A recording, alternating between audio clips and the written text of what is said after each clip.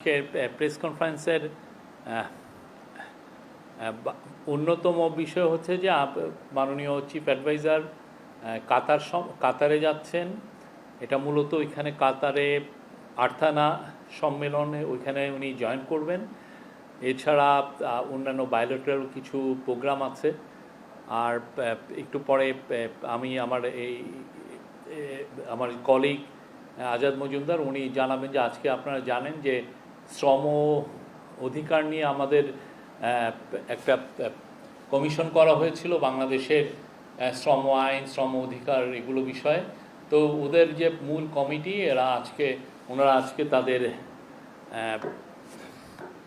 তাদের final report, ফুল রিপোর্টটা জমা দিয়েছেন।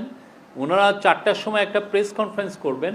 তো আজকে আমাদের চিফ অ্যাডভাইজার সাথে যেহেতু তারা আজকে কল অন করলেন, সেটার উপরে আমাদের ডিপিএস আজাদ মজুমদার উনি একটু বলবেন। তো আমি কাতার সম্পর্কে বলি।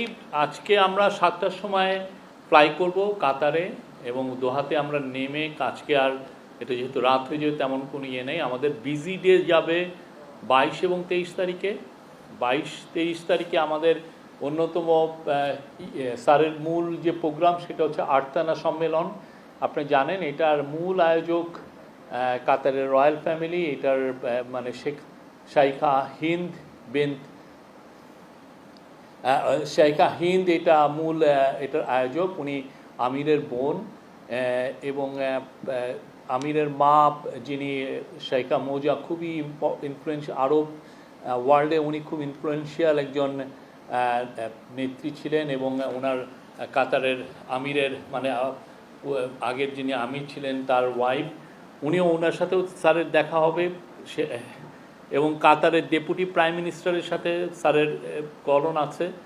এছাড়া কাতারের আমির শেখ তামিম, উনি যদিও এখন একটু ট্রাভেলিংয়ে আছেন, বাট ওনার সাথেও আমরা আশা করছি ওনার সাথে প্রফেসর ইউনূসের একটা আলাপ হবে। এছাড়া এই পুরো টিমে আমাদের এনার্জি অ্যাডভাইজার যাচ্ছেন। এনার্জি অ্যাডভাইজারের সাথে কাতারের সাথে যেহেতু আমাদের একটা লং টার্ম এনার্জি, বিশেষ করে এলএনজি ইম্পোর্টের একটা চুক্তি আছে, তো কাতারের সাথে আমাদের একটা লং টার্ম এই এনার্জির আলাপগুলো হবে। তাদের সাথে আমাদের ভিসা সংক্রান্ত কিছু আমরা আলাপ করব।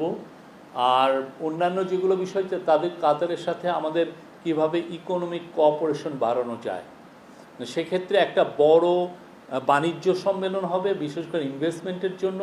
কাতারের যারা লিডিং ইনভেস্টর তারা থাকবেন সেই সম্মেলনে, সেটা 23 তারিখে, এবং সেইখানে আমরা আশা করছি যে আমরা ভালো কিছু রেসপন্স পাবো। এছাড়া অন্যান্য যেগুলো মিটিং আছে সেগুলো আমি অত ডিটেলস বলছি না। কাতার চ্যারিটির সাথে, কাতার ফাউন্ডেশনের সাথে, এদের সাথে মিটিং আছে। এবং স্যারকে আল জাজিরা, আপনি জানেন ওয়ার্ল্ডের খুব নামকরা টিভি স্টেশন, তারা স্যারকে ইনভাইট করেছেন তাদের হেডকোয়ার্টারে যাওয়ার জন্য। সেখানে স্যারের তারা 1-to-1 একটা ইন্টারভিউ নেবেন। এবং এছাড়া ওনার আরও কিছু এঙ্গেজমেন্ট আছে, অনেক কিছু মিটিং আছে। আর একটা খুব ইম্পর্টেন্ট বিষয় হচ্ছে যে কাতারে প্রায় 2.5 ঘন্টা ব্যাপী একটি রোহিঙ্গা ক্রাইসিসের উপরে একটা বড় সম্মেলন আছে। এই সম্মেলনে আমাদের বাংলাদেশি আমাদের চিফ অ্যাডভাইজার এটা নেতৃত্ব দিবেন, বাট এখানে গ্লোবালি যারা এই রোহিঙ্গা ক্রাইসিসের সাথে অনেকেই তো সম্পৃক্ত, যারা এটা নিয়ে কনসার্ন, তাদের অনেকে থাকবেন। আমরা আশা করছি এটা খুব সাকসেসফুল একটা মিটিং হবে। এর মাধ্যমে আপনারা জানেন আমরা নিউ ইয়র্কে সেপ্টেম্বরে একটা ইউএন একটা হোস্ট করতে যাচ্ছে, খুব বড় একটা রোহিঙ্গাদের উপর একটা বড় সম্মেলন। সেটারই প্রাক প্রস্তুতি স্বরূপ এই সম্মেলনটা 2.5 ঘন্টার এই যে সম্মেলনটা, এটা খুবই ইম্পর্টেন্ট। আমরা আশা করছি যে রোহিঙ্গা বিষয়ে তো আমাদের কিছু প্রোগ্রেস হয়েছে। সামনে এই যে একের পর এক আমরা যে বড় বড় সম্মেলন করছি, তার মাধ্যমে রোহিঙ্গা ক্রাইসিসের বিষয়টা যেটা অলমোস্ট ফরগটেন হয়ে গেছিল, সেটা আবার গ্লোবাল ম্যাপে, গ্লোবালের ডিসকাশনের যে ম্যাপ, সেখানে ফিরে আসবে এবং এটা নিয়ে আমরা দ্রুত কিছু সমাধান আমরা পাবো, এটা আমাদের আশা। এই 4 দিন উনি ফিরে আসবেন হচ্ছে আমাদের বাংলাদেশ সময় খুবই আর্লি সকালে, অর্থাৎ 2:30টার দিকে, 25 তারিখ রাত 2:30টার দিকে, মানে 24 তারিখ দিবাগত রাতের পরে যে সকালটা। Thank you. এই ছিল হলো কাতার সম্মেলন। ওনার সাথে চিফ আমাদের ফরেন অ্যাডভাইজার তৌহিদ হোসেন যাচ্ছেন, আমাদের national security adviser Khalilur Rahman যাচ্ছেন, আমাদের এনার্জি অ্যাডভাইজার ফৌজুল কবির খান যাচ্ছেন, এবং আমরা আশা করছি যে আমাদের ইন্ডাস্ট্রিজ অ্যাডভাইজার আদিলুর রহমান খান যাচ্ছেন।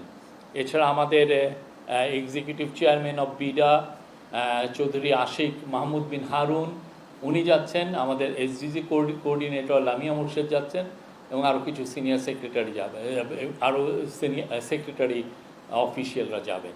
Thank you.